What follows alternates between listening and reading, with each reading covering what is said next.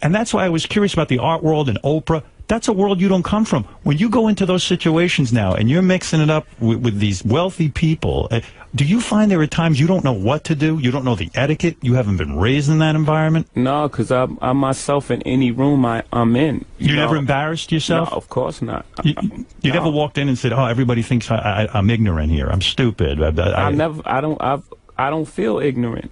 Right.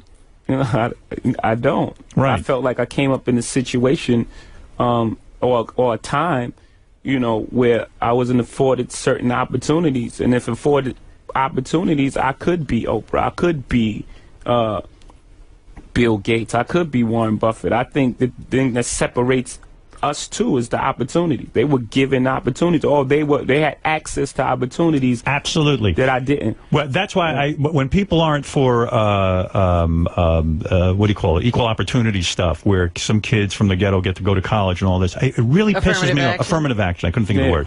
That pisses me off, because when I read about the life of Bill Gates, what did Bill Gates have that some poor kid didn't have? He had access to computers as a kid. He had more computer time than anyone, and that's expensive to get. You can't go in and get access to computers at that point in his life when he got access to them. You had to go buy lab time, and it cost a fortune. He had a father who was able to get him into the lab for free, and that's the difference. Right. So you need those opportunities. Absolutely. And they're hard to get. And so when you walk into a boardroom with a bunch of guys in suits who all went to college, you're fine. Yeah, I mean, because they read a bunch of words. I've lived a bunch of life. Well, that's true.